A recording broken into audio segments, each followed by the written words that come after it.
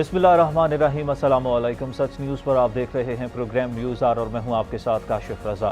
Programme में सबसे पहले शामिल कर लेते हैं टॉप स्टोरी। भारतीय मकरूहाना अज़ाइम जारी, मकबूजा कश्मीर में तारीख का सबसे तवील मुहासरा।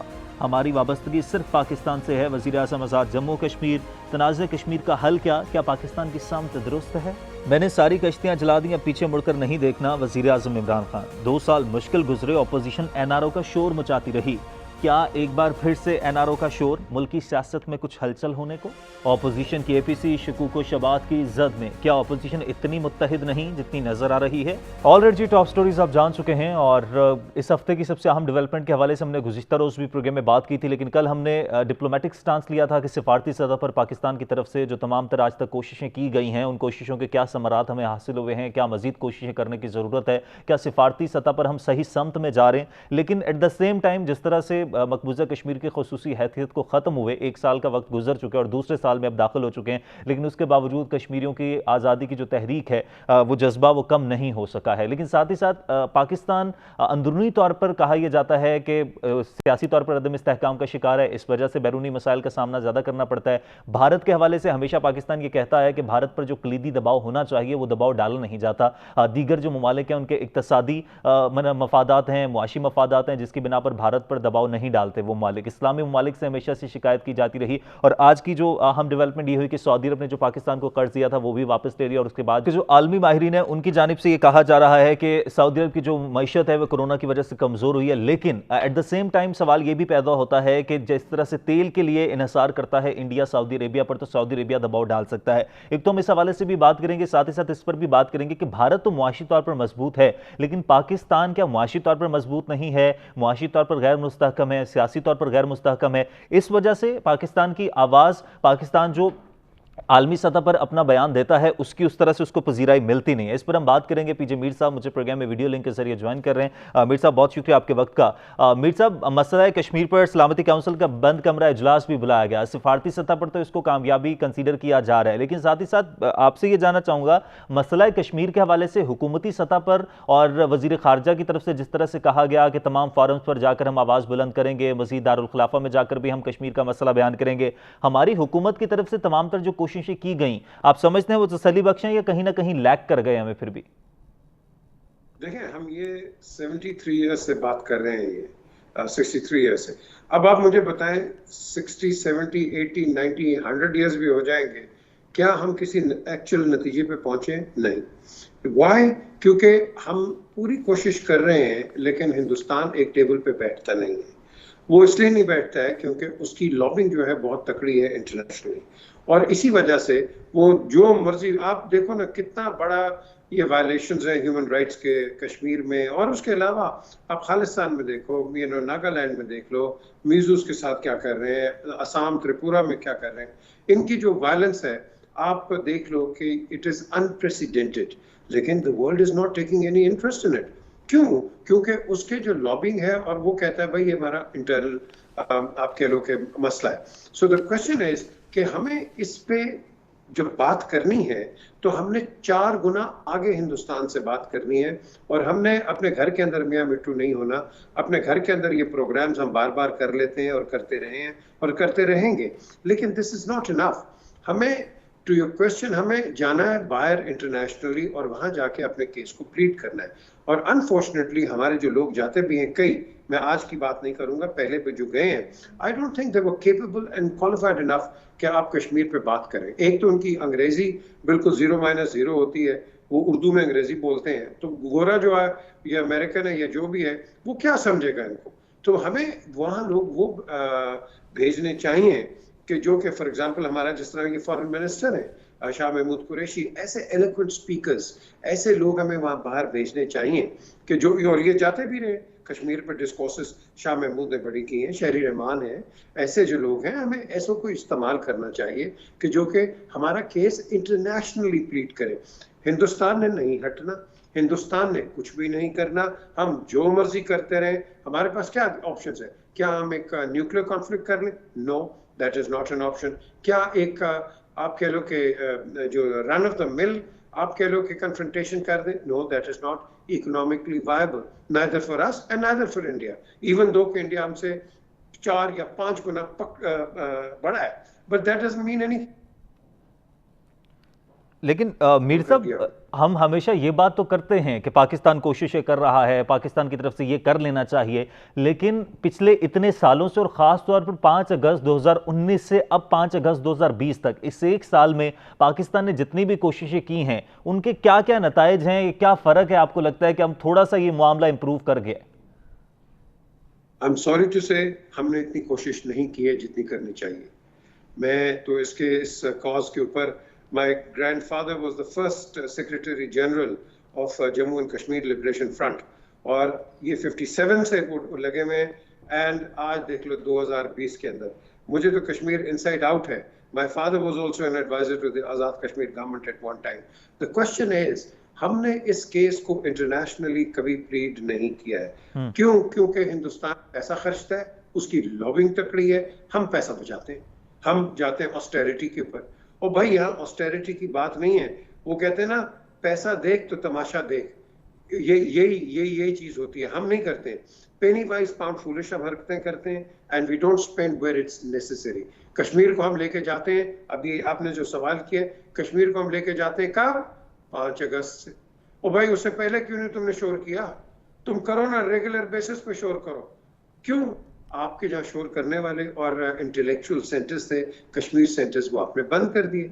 तो जब आपने बंद कर दिए तो आप और मैं यहाँ बैठ के एक दूसरे को, हम हिंदुस्तान को क्रिटिसाइज कर रहे हैं।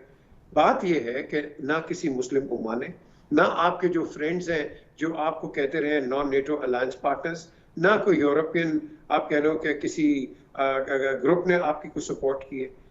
तो फलस्तीन में कोई होता है तो पूरा अरब खड़ा हो जाता है। आपकी बातों से ये अंदाजा लगाया जा सकता है, जिस तरह से आप भी बात करें, तो फिर इज इट ट्राई टू से कि जिस तरह से पाकिस्तान में पॉलिटिकल इंस्टेबिलिटी है, और साथ ही साथ पहले कहा गया जब खसूसी हैसियत खत्म की गई थी तो 1-2 माह तक तो रोज मुजाहरे हो रहे थे, एहतजाज हो रहे थे, हर जुमातुल मुबारक को ये कहा जाता था हाथों की जंजीर बनाई जाएगी, आहिस्ता आहिस्ता ये मामला कहीं पसे पुश चला गया। तो क्या यही वजह है कि हम खुद भी स्टेबल नहीं हैं, अपने ही स्टेटमेंट्स को लेकर हम उस पर उस तरह से इंप्लीमेंट नहीं करवा पाते?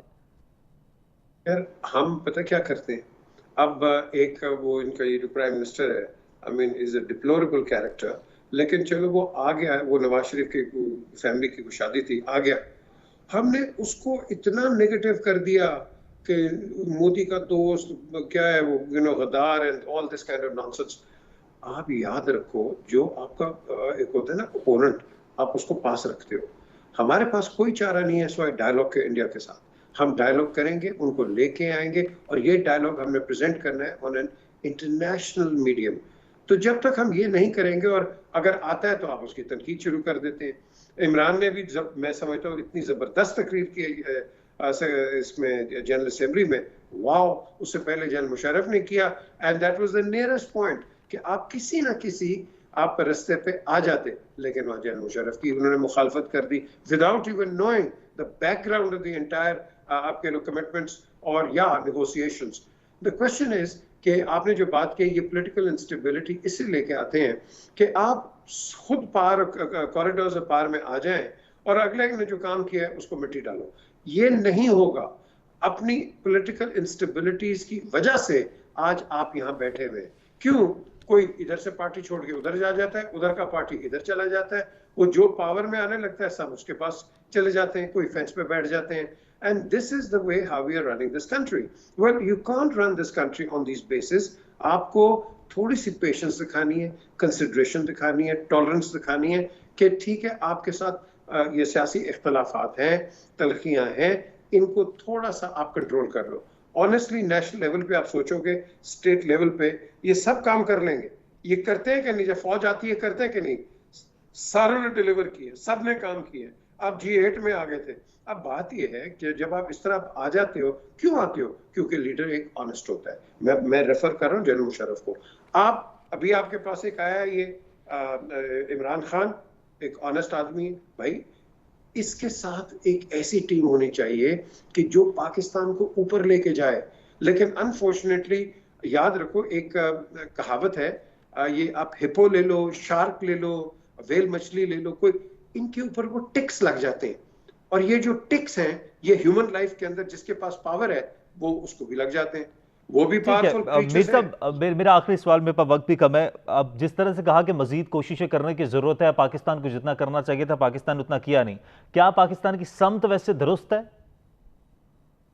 देखें, समत दुरुस्त है, लेकिन इस समत को हमने तकड़ा करना है। आप देखो ना, मैं तो लंदन में रह के ये एक कश्मीर कॉज के ऊपर 15 16 17 किस्म की वो ग्रुप्स बन जाते हैं, और वो अपने अपने जलसे करते हैं, नॉट देयर कि यूनाइट होके एक एक पोडियम पे बैठे। मैंने तो दो वजीर आजम, एक्स वजीर आजम को, इनको बगैर बताए ठीक। प्रोग्राम पे लेके आ गया था, ये बैठते नहीं थे। मैंने उनको कहा ये अकेला आ रहा है, ये सरदार अतीक को कर और बैरिस्टर सुल्तान महमूद को कर। मैंने एक को कहा नहीं जी वो नहीं आ रहा, वो नहीं आ रहा, बिठाया। और मैं कहा यार बैठो, तुम दोनों मिलके काम करो, and they did, and they can do it. But the question is, हमें फर्म होना चाहिए। जब तक आप फर्म नहीं होगे, ऑनेस्ट टू गॉड ये नहीं होगा। और फाइनली मैं आपको एक चीज बताऊं, जो मर्जी मेरे से डिस्कशन कर ले, anybody from a prime minister to an ordinary man, जब तक आप कश्मीर सेंटर्स नहीं रिवाइव करोगे, आपका ये कॉज जो है यही इस तरह एक बर्न करता रहेगा, and we'll keep on trundling and not resolving the issue. Alright, thank you very much. PJ Mir साहब हमारे साथ मौजूद थे, सीनियर एनालिस्ट हैं। और कश्मीर सेंटर्स को फाल करने की जरूरत है, इंटेलेक्चुअल सेंटर्स जो बनाए गए थे उनको फाल करने की जरूरत है। कश्मीर को लेकर पाकिस्तान की समत दुरुस्त है, लेकिन उस समत को मजबूत करना बहुत ज़्यादा ज़रूरी है। और माजरत के साथ मीर साहब की ये राय है कि पाकिस्तान को जितनी कोशिशें करनी चाहिए थी, पाकिस्तान ने उतनी कोशिशें नहीं की हैं इस एक साल में, और मजीद अपने अपने जो नैरेटिव है, अपना मौक़िफ़ है कश्मीर को लेकर, उसकी तायद करवाने की जरूरत है। ब्रेक लेते हैं, ब्रेक के बाद वापस आएंगे। अंदरूनी तौर पर इंस्टेबिलिटी तो है, लेकिन साथ ही साथ और भी बहुत सारे मामलात हैं। एक बार फिर से एनआरओ की बाज़गश्त कुछ हफ्तों के बाद सुनाई दी गई है, ये क्या मामला है, इस पर बात करेंगे ब्रेक के बाद। देखते रहिए न्यूज़ आर।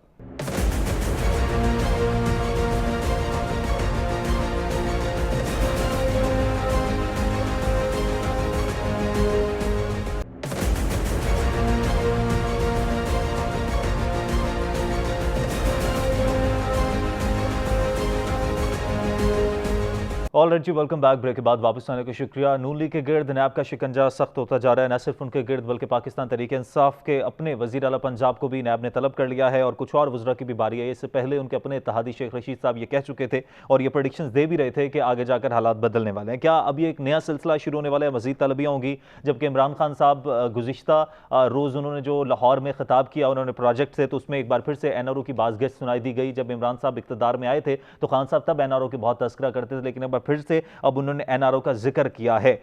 इस पर हम बात करेंगे, साथ ही साथ इस पर भी बात करेंगे कि खान साहब जो बात कर रहे हैं कि जब हम कुछ करने लगते हैं तो एनआरओ की बातें शुरू हो जाती हैं, तो अब मुल्क आगे बढ़ने वाले, हम टिपिंग पॉइंट पर आ गए हैं। तो क्या वाकईतन हम लोग टिपिंग पॉइंट पर आ गए हैं? दूसरी तरफ जो नैब के हवाले से तहफ़्फ़ुज़ात हैं, हुकूमत को भी कुछ तहफ़्फ़ुज़ात हैं, और अपोजिशन तो बवांगे दोहल की बात कर रही थी कि उन्हें नैब से तहफ़्फ़ुज़ात हैं। तो इस पर भी हम बात करेंगे कि नैब में क्या कोई तरामीम हो सकेंगी। अब जो हुकूमती वज़रा हैं उनको भी तलब किया जा रहा है, लेकिन बड़ी मछलियाँ कब नैब के शिकंजे में आएगी? चीनी के हवाले से कुछ मुख्तलिफ रिपोर्ट्स भी सामने आई, उस हवाले से भी क्या उनको भी तलब किया जाएगा? एहतशामुल हक साहब सहाफ़ी हैं, सीनियर एनालिस्ट हैं, मुझे प्रोग्राम में टेलीफोन लाइन पर ज्वाइन कर चुके हैं। एहतशाम साहब, बहुत शुक्रिया आपके वक्त का। एहतशाम साहब, नैब के हवाले से हमेशा ये तासुर रहा कि नैब को लेकर तहफ़्फ़ुज़ात रहे अपोजिशन के, और अब हुकूमत भी तहफ़्फ़ुज़ात का इजहार करती है कहीं ना कहीं। लेकिन अब नैब का जो शिकंजा न सिर्फ नून लीग के गिर्द बल्कि हुकूमती वज़रा को भी तलब किया गया, वज़ीर आला पंजाब को भी तलब किया गया। लेकिन वज़ीर आला पंजाब को जिस मुकदमे में तलब किया गया उस पर नून लीग के अंदर, क्या पाकिस्तान तहरीक इंसाफ के अंदर भी अब बातें हो रही हैं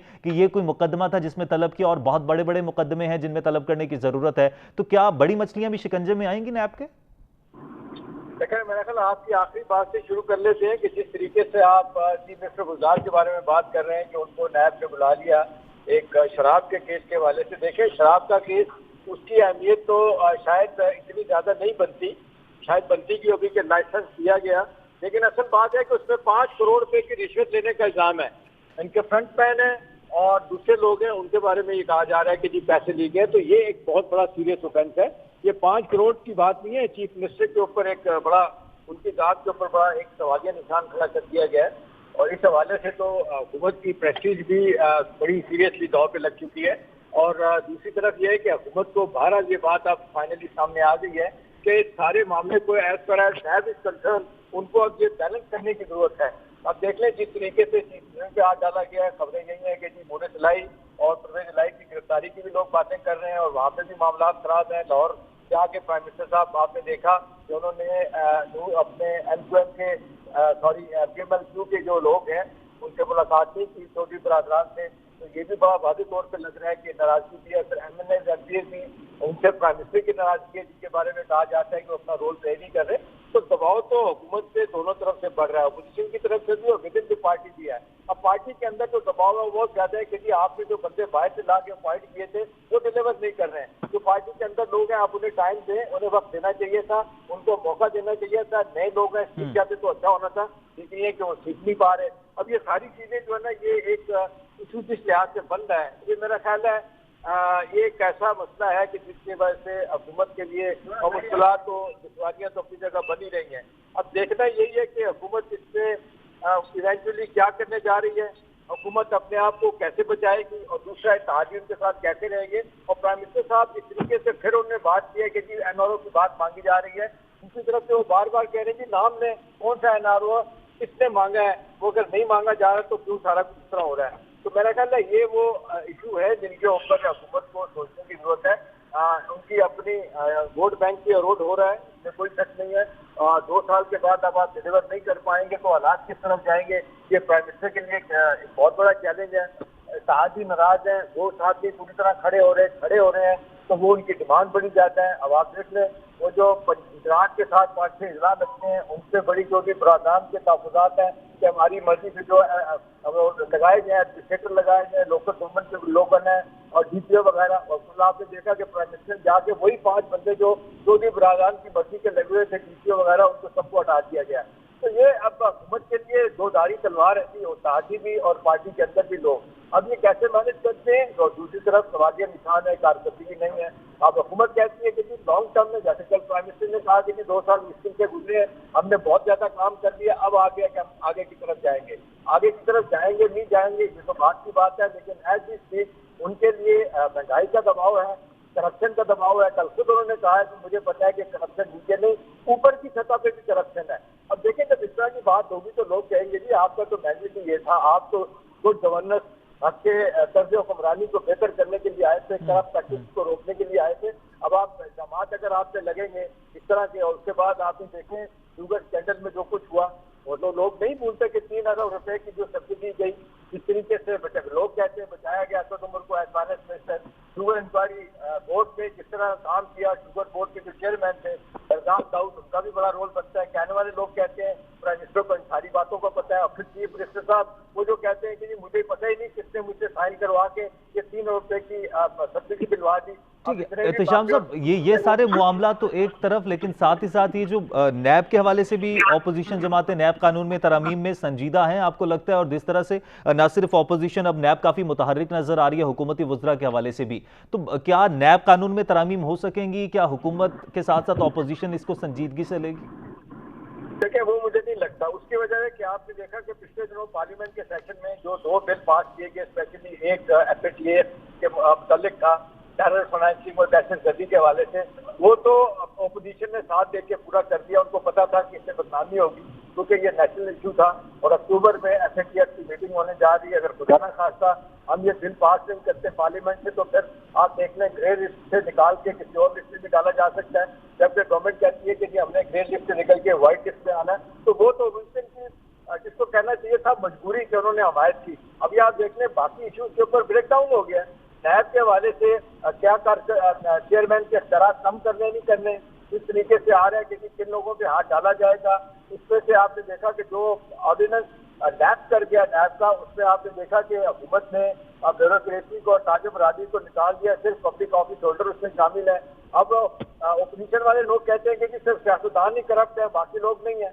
तो हुकूमत उस पर कुछ करना चाहती है, लेकिन ओपोजिशन डेफिनेटली इससे पॉइंट स्कोरिंग के साथ साथ वो रिलीफ चाहती है। सीधी बात है, वो अभी मरियम के केसेस हैं, नवाज शरीफ साहब की फैमिली के पूरे केसेस हैं। अभी आप देख लें जो बंदा गिरफ्तार हुआ है नवाज शरीफ साहब की फैमिली का फ्रंट मैन, वो कहते हैं कि वो दूसरा इत्तेहादगार है मोहम्मद। लेकिन एहतिशाम साहब क्या समझते हैं किस हद तक किन चीजों में तब्दीली हो सकेगी? क्या ये सियासतदान अपने तमाम तर मसाइल मिल बैठकर हल कर सकेंगे या इसी तरह से इंटरवेंशन चलती रहेंगी?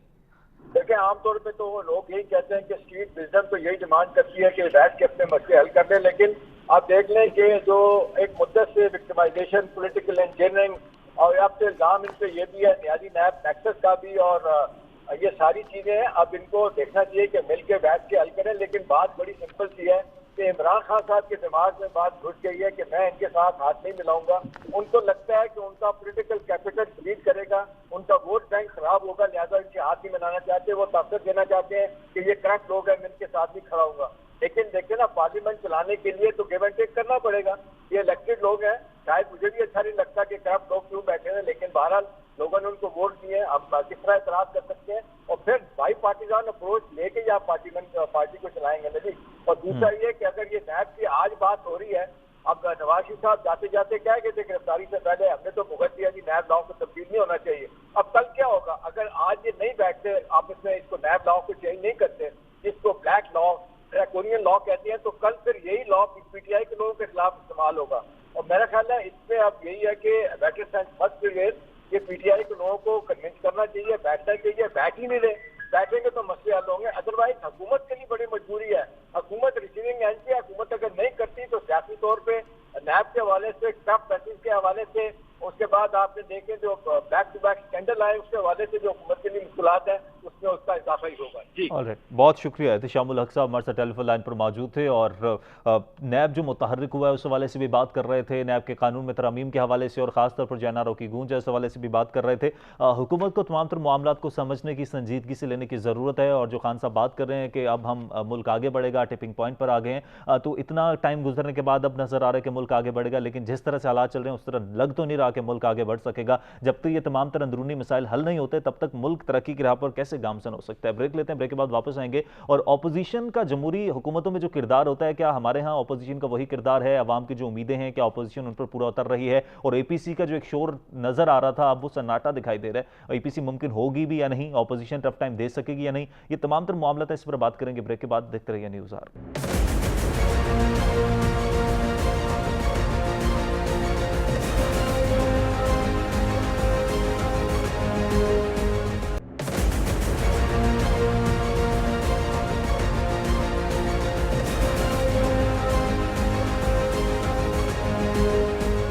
Alright ji, welcome back. Break के बाद वापस आने का शुक्रिया। और ईद से पहले जो पाकिस्तान में की सियासत में हलचल थी, ऑपोजिशन की तरफ से ऑल पार्टीज कॉन्फ्रेंस बुलाने की बात की जा रही थी, राबते किए जा रहे थे, कहा यह जाने लगा था कि पाकिस्तान मुस्लिम लीग नवाज, पाकिस्तान पीपल्स पार्टी और ऑपोजिशन की जो दीगर जमातें वो मिलकर APC करेंगी और उसके बाद हुकूमत को टफ टाइम दिया जाएगा। लेकिन जैसे ही ईद गुजरी है उसके बाद हमें APC का जो शोर था वो बिल्कुल मध्यम होता दिखाई दे रहा है और साथ ही साथ सन्नाटा दिखाई दे रहा है। इसके पीछे वजूहात के हैं। मौलाना फजलुर रहमान साहब भी नाराज दिखाई देते हैं, उनको ऐसा लगता है कि बाकी ऑपोजिशन जमातों ने कि उनके साथ एक बार फिर से हैंड कर दिया है। इस पर हम बात करेंगे। लेकिन क्या इस APC का कोई मुस्तकबिल है भी या नहीं, या कुछ भी नहीं होगा? जैसे कहा जा रहा था एक रिवायती सी बस चीजें होंगी, उसके बाद मामला फिर वैसे के वैसे हो जाएंगे। और दूसरी तरफ अगर देखा जाए तो खान साहब काफी खुशकिस्मत नजर आते हैं ऑपोजिशन के मामले में, क्योंकि जब खान साहब खुद ऑपोजिशन में थे तो हुकूमत को काफी टफ टाइम दिया हुआ था। लेकिन अब जब इक्तदार में है और उनके सामने जो ऑपोजिशन है और ऑपोजिशन की बड़ी जमातें हैं, पाकिस्तान मुस्लिम लीग नवाज, पाकिस्तान पीपल्स पार्टी, ये दो बड़ी जमातें हैं, दीगर ऑपोजिशन की जमातें, वो उस तरह से ना तो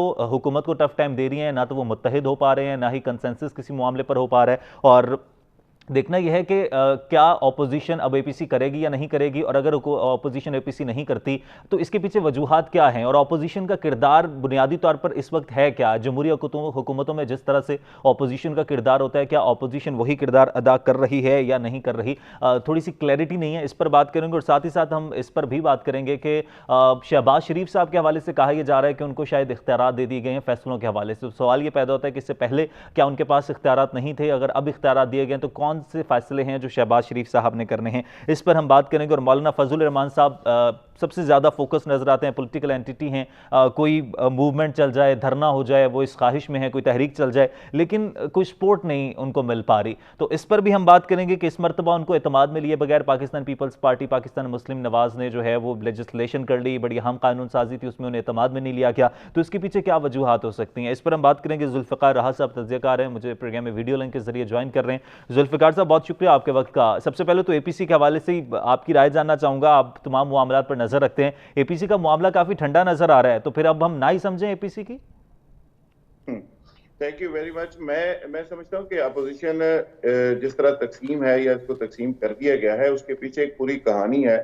कहानी कुछ यूं है कि पीपल्स पार्टी के पास पूरे सिस्टम के अंदर एक शेयर है, वो सिंध गवर्नमेंट उनके पास है। अब वो स्टेक होल्डर है मौजूदा सिस्टम के, नून लीग वाहद पार्टी है या फजलुर रहमान वाहद पार्टी हैं जिनके पास इस सिस्टम के अंदर कोई अहम पोजीशन नहीं है, कोई ऐसी सीट नहीं है। नून लीग के पास भी अगर देखा जाए तो फेडरल के अंदर अपोजिशन लीडर नून लीग है, पब्लिक अकाउंट्स कमेटी के चेयरमैन नून लीग के हैं, पंजाब के अंदर अपोजिशन लीडर नून लीग है, हमजा साहब हैं, और इसके अलावा दो और बड़ी अहम पोजीशन जो है पब्लिक अकाउंट्स कमेटी की पंजाब के अंदर, वो भी अपोजिशन के पास है। अच्छा, अब देखना यह है कि नून लीग भी किसी न किसी तरह से स्टेक होल्डर है, पीपल्स पार्टी भी पूरे सिस्टम की स्टेक होल्डर है, तो इसलिए वो ना चाहते हुए भी इस सिस्टम को सपोर्ट कर रहे हैं। वो नहीं चाहते कि ये सिस्टम बलडोज किया जाए, मार्च आए फजलुर रहमान साहब के, वो चाहते हैं कि सुबह चढ़े और दिन का आगाज हो और ये गवर्नमेंट खत्म हो जाए और वो प्राइम मिनिस्टर बन जाए, और ये तो उनकी ख्वाहिश हो सकती है, लेकिन ऐसा हो नहीं सकता। फजलुर रहमान साहब बड़ी जल्दी में है, लेकिन पीपल्स पार्टी बिल्कुल जल्दी में नहीं है। वो पॉइंट स्कोरिंग तो करती है, बयानात भी देती है, और बिलावल साहब बड़ी बड़ी बातें भी करते हैं, लेकिन प्रैक्टिकली अगर देखा जाए तो नून लीग और पीपल्स पार्टी इस सिस्टम को बडोज नहीं करना चाहती, इस गवर्नमेंट को खत्म नहीं करना चाहती। वो चाहती है कि ये गवर्नमेंट अपने 5 साल पूरे करे और सिस्टम के तहत अगले इलेक्शन हो, उसमें आके उनको कुछ शेयर मिले। लेकिन फजलुर रहमान साहब जो हैं वो थोड़ी जल्दी में है। सही। तो कार साहब, ऑपोजिशन क्या एक पेज पर नहीं आई, इसकी वजह क्या है? तमाम जमातों के मफादात अपने अपने हैं, एजेंडा बुनियादी तौर पर है क्या? मुस्लिम लीग नवाज किसी और तरफ बात करती नजर आती है, पीपल्स पार्टी को देखा जाए तो वो कुछ और है, मौलाना फजलुर रहमान चाहते हैं कोई तहरीक चल जाए। क्या यूनाइटेड नहीं हो पा रहे ये लोग? देखिए, ये $1 मिलियन क्वेश्चन है कि अपोजिशन इतनी बड़ी बड़ी पार्टीज और इतनी तजर्बा का लीडर और तजर्बा का लीडरशिप के बावजूद ये बड़ी कोई मूवमेंट नहीं चल पा रही। उसकी बुनियादी वजूहात हैं। एक तो यह है कि इनको तकसीम कर दिया गया है, जाती मुफादात हैं, और दूसरी सबसे बड़ी बात यह है कि मौजूदा हुकूमत के खिलाफ आप किस वजह से तहरीक चलाएंगे। पीटीआई का कोई बड़ा यानी समझ लें कि कोई बड़ा स्कैम ऐसा नहीं है कि जिसकी बुनियाद के ऊपर आप तहरीक चला सकें।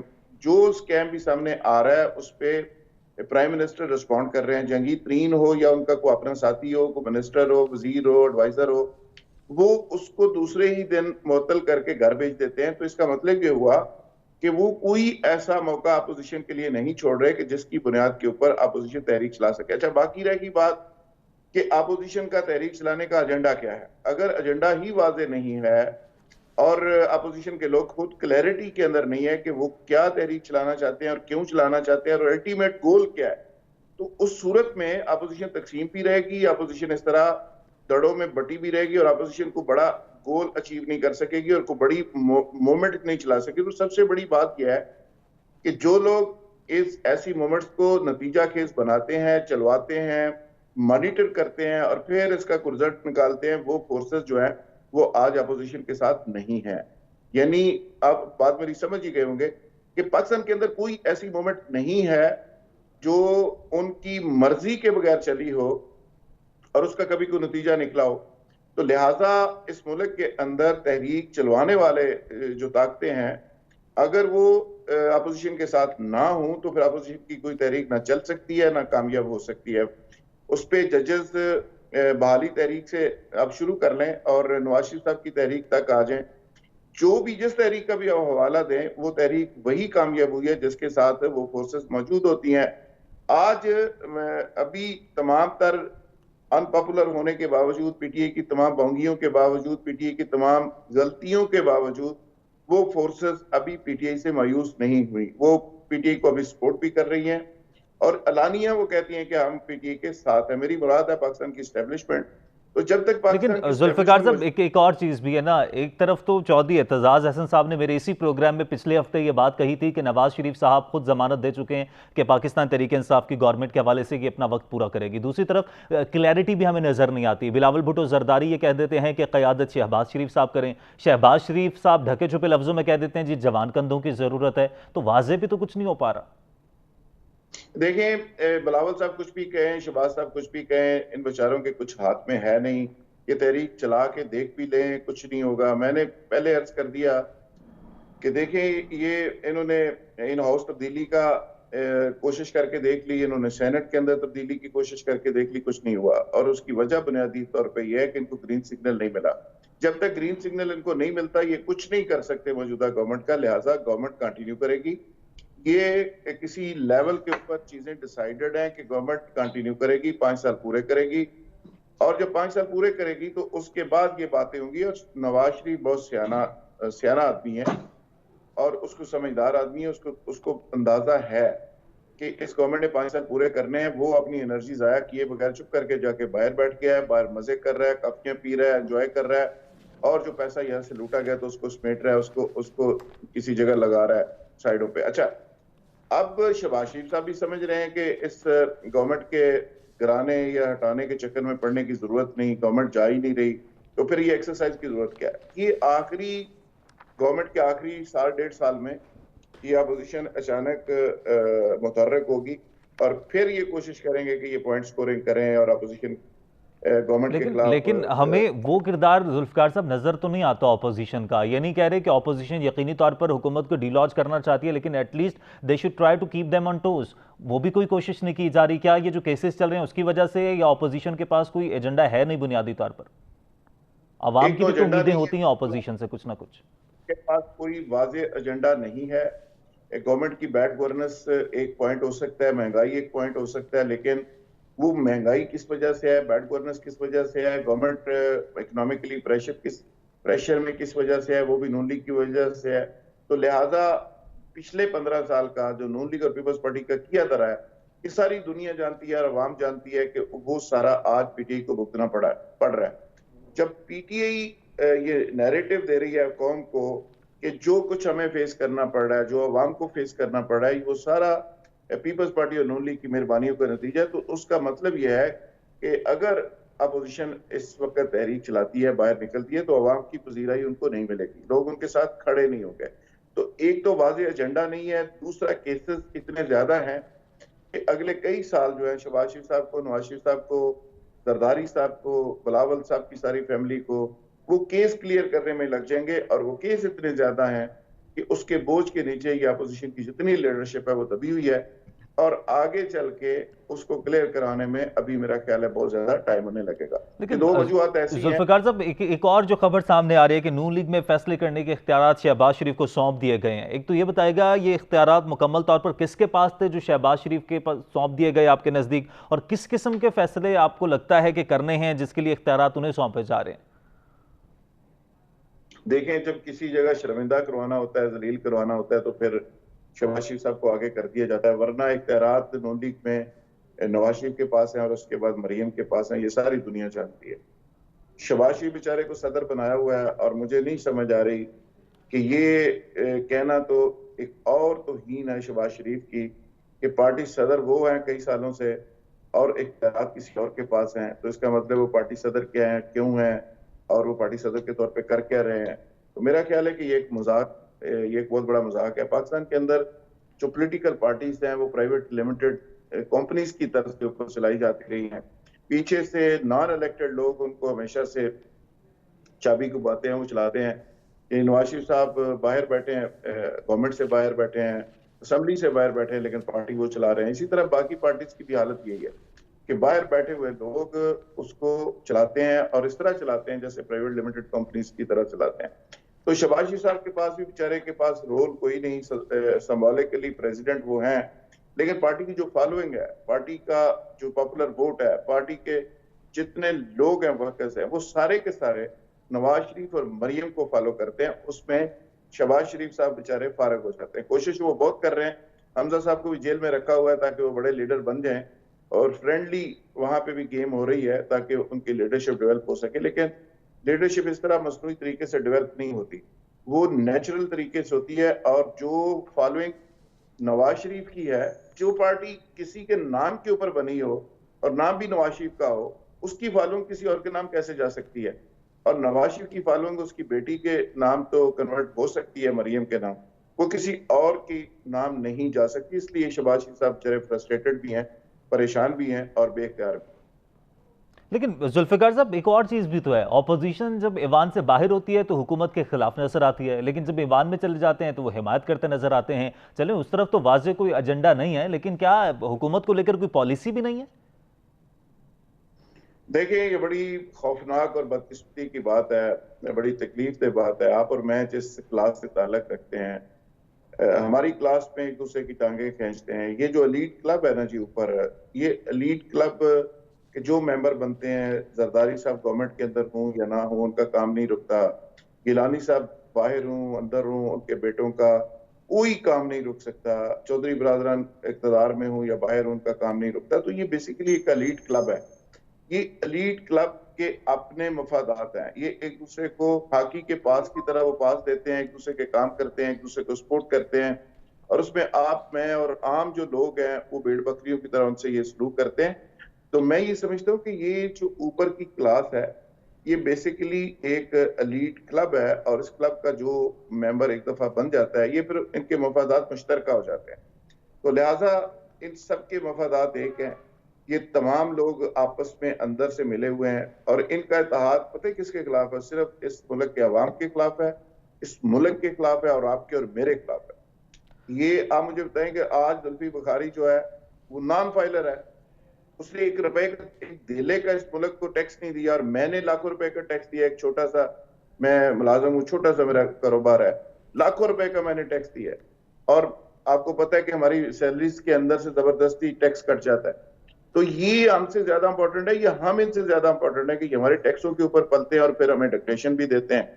मौजूदा गवर्नमेंट के अंदर कितने लोग हैं कि जिन्होंने एक धेले का कभी टैक्स नहीं दिया? माजी के अंदर कितने लोग थे जिन्होंने एक धेले का टैक्स नहीं दिया? जो टैक्स नहीं मेरे मुल्क को देता, तो मैं उसकी इज्जत रिस्पेक्ट क्यों करूं? तो मैं समझता हूँ कि ये सारे लोग एक तरह से अंदर से मिले हुए हैं। ये तमाम लोगों का गैंग है एक, और इस मुल्क के अवाम के खिलाफ इनका इत्तेहाद है। देखिए, बेसिकली बुनियादी तौर पर तो हुकूमतें जो होती हैं, जो रियासत होती है, वो आवाम के हुकूक का ख्याल रखती है। ऑपोजिशन भी जमहूरी रियासत में ये किरदार अदा करती है कि वो आवाम की उम्मीदों पर पूरा उतरती है। जहां पर हुकूमत डी ट्रैक होती है, ऑपोजिशन बावर करवाती है कि आप ट्रैक पर आएँ, अवाम की फलाह के लिए काम करें। ऐसी सिचुएशन में एक तो ऑपोजिशन उस तरह से किरदार अदा नहीं कर पा रही, हम देख भी रहे हैं। हुकूमत के पास कितना एज है? आप क्या समझते हैं कितनी खुशकिस्मती है हुकूमत की, उसके बावजूद हुकूमत इस चांस को जो है वो अवेल कर नहीं पा रही है? देखिए जी, पाकिस्तान का सबसे बड़ा क्राइसिस हमेशा से मैं कहता हूँ, वो सुई गैस का, बिजली का, पानी का क्राइसिस नहीं है, फाइनेंशियल क्राइसिस भी नहीं है। पाकिस्तान का सबसे बड़ा क्राइसिस जो है वो लीडरशिप क्राइसिस है। और पाकिस्तान के अंदर बदकिस्मती से लीडरशिप डेवलप नहीं हो सकी, वो अपोजिशन के अंदर हो या गवर्नमेंट के अंदर हो, बस चल चला हुआ है। और इसी तरह एक समझ लें कि एक ढाकिज्म पे चीजें चल रही हैं। अपोजिशन के अंदर बेसिकली बुनियादी तौर पे लीडरशिप का फुकदान है। जरदारी केसों के नीचे दबे हुए हैं, और इसी तरह नवाज शरीफ अपने केसों के ऊपर दबे हुए हैं। उसके बाद लीडर आता है फजलुर रहमान, तो उसके अपने जाती बहुत सारे इश्यूज हैं, करप्शन केसेस हैं, बहुत, उनकी भी लंबी चौड़ी फाइलें हैं। इसी तरह शहबाज शरीफ साहब आते हैं, उनकी भी लंबी चौड़ी फाइल है। तो ये फाइलें क्लियर कराएं, अपने केस क्लियर कराएं, या अपोजिशन करें। तो लिहाजा माजी के अंदर भी इस तरह ये लीडरशिप ने ऐसे ही किया है। ये कभी गवर्नमेंट को वहां से गैरहाजिर रह के एज दे देते हैं, कभी सपोर्ट करके दे देते हैं, कभी बहाने बहाने से दे देते हैं। तो ये पॉइंट स्कोरिंग इनकी चलती रहेगी, लेकिन गवर्नमेंट के सामने कोई करेक्टर वाला लीडर ही खड़ा होगा। ताकत के सामने आपको पता है, जब भी कोई खड़ा होता है तो जो चोर हो, खुद चोर हो, लूट मार में शामिल हो, और इतना बड़ा चोर और डाकू हो, वो मुझे नहीं समझ आती वो किस तरह गवर्नमेंट को चैलेंज कर सकते हैं। लेकिन यहाँ पे तो चोर डाकू भी चैलेंज बहरहाल कर रहे हैं। लेकिन मेरा नहीं ख्याल कि ये लोग कोई अपोजिशन को बड़ा एजेंडा दे सकेगी। और कौम को सबसे बड़ा $1 मिलियन क्वेश्चन है कि कौम को क्या अपोजिशन सड़कों पे निकाल सकेगी? क्या ऐसा वक्त आ लेकिन गया है? आवाम को सड़कों क्या पर निकालने के लिए, वो सही बात है जुल्फिकार साहब, एक एजेंडा होना ज़रूरी है ताकि आवाम को कन्विंस तो किया जा सके बाहर निकलने के लिए। दूसरी तरफ जुल्फिकार साहब ये भी फरमाइएगा, आपकी क्या राय है? मौलाना फजलुर रहमान साहब नाराज़ हैं, वो समझ रहे हैं कि तीसरी बार उनसे हैंड कर लिया गया है। ख़ासतौर पर जो लेजिस्लेशन है उसमें उन्हें एतमाद में नहीं लिया गया, इतनी बड़ी कानून साजी थी। मौलाना फजलुर रहमान भी काफ़ी नाराज़ नज़र आ रहे हैं। देखिए जी, मौलाना फजल रहमान से हैंड बिल्कुल हुआ, लेकिन साथ साथ उनको एक स्ट्रांग मैसेज भी था कि आप वापस चले जाएं, और वो वापस चले गए। एक फेस सेविंग उस वक्त दी गई थी चौधरी बरादरान के जरिए। अगर फजल रहमान साहब कहते हैं कि उनके साथ कोई ये स्टेट में वादा कर लिया गया था कि इमरान खान को गवर्नमेंट से उठा के बाहर फेंक दिया जाएगा, तो ये बिल्कुल फजूल बात है और बिल्कुल झूठ है। ऐसा कोई वादा नहीं था। उनको फेस सेविंग दी गई है। चौधरी बरादरान ने उस पर एक रोल प्ले किया, और जिन कुव्वतों ने उनको कहा कि आप वापस चले जाए, उनके कहने पे वो वापस चले गए। क्योंकि वहां पे बैठ के जितनी देर भी बैठे रहते उसका कोई नतीजा नहीं निकलना था। वो गवर्नमेंट गिराने के लिए आए थे और वो गवर्नमेंट गिर नहीं सकती थी उनके कहने पे। और बास का आप एक मुतालबा गलतफहमी में इतना बड़ा कर देते हैं कि जो पूरा नहीं होता, जब पूरा नहीं होता तो फिर आपको सुबकी भी होती है और आपको नाकामी भी होती है। तो वो इतना बड़ा मुतालबा कर बैठे थे कि जो पूरा हो नहीं सकता था, तो फिर दरमियान में एक मिडल रास्ता इख्तियार किया गया, चौधरी ब्रादरन को डाला गया और उनको फेस सेविंग दी गई, गवर्नमेंट को भी और उनको भी। खाने शाने उनको खिलाए गए, कुछ इन्वेस्टर बीच में आ गए, मलक रियाज साहब ने कुछ डोनेट कर दिया, चौधरी ब्रादरन ने 2-3 दिन ठीक है। खाने धरने को दे दिए और वो हलवे शलवे खा के वापस चले गए। ऑलराइट, बहुत शुक्रिया। जुल्फ़िकार राहत साहब तज्ज़ियाकार हमारे साथ मौजूद थे और ऑपोजिशन और हुकूमत के दरमियान जो खींचातानी चल रही है उस पर बात कर रहे थे।